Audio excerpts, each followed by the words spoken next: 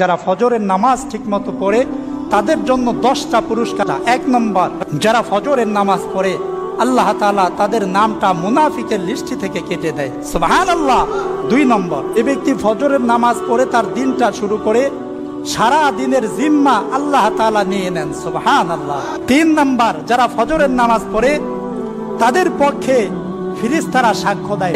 4 নম্বর, যে ব্যক্তি এশারের নামাজ পড়ে ঘুমায় আবার ফজরের নামাজ পড়ে, হাদিস শরীফের মধ্যে এসেছে আল্লাহর পয়গম্বর সাল্লাল্লাহু আলাইহি ওয়াসাল্লাম বলেন, যে ব্যক্তি এশারের নামাজ পড়ে ঘুমায় আবার উঠে ফজরের নামাজ পড়ে, আল্লাহ তাআলা ওই ব্যক্তির আমলনামায় সারা রাত দাঁড়ায়া দাঁড়ায়া নফল নামাজ পড়ার সওয়াব দান করে দেন।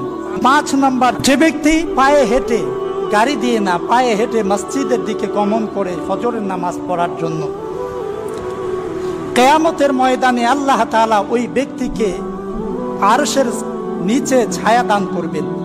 এমনকি ওই ব্যক্তিকে আল্লাহ তাআলা এমন এক জেতি দান করবেন, এমন এক পাওয়ার দান করবেন, যেই পাওয়ারের বদৌলতে ফুলসিরাতের সেই পুল সেই মুহূর্তের মধ্যেই পার হয়ে জান্নাতের মধ্যে ঢুকে যাবে, সুবহানাল্লাহ।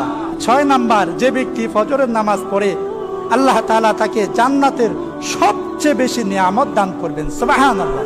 7 নম্বর, যারা ফজরের নামাজ পড়ে কিয়ামতের সেই কঠিন ময়দানে আল্লাহ তাআলা নিজেই তাদের পক্ষে সাক্ষ্য দান করবেন।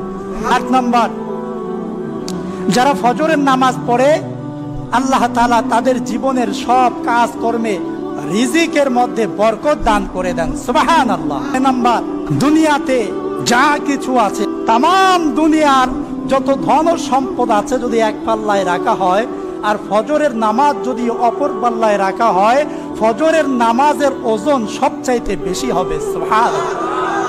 10 নম্বর, যারা ফজরের নামাজ পড়ে আল্লাহ তাআলা তাদের অন্তরে শান্তির বাতাস প্রবাহিত করে দেন।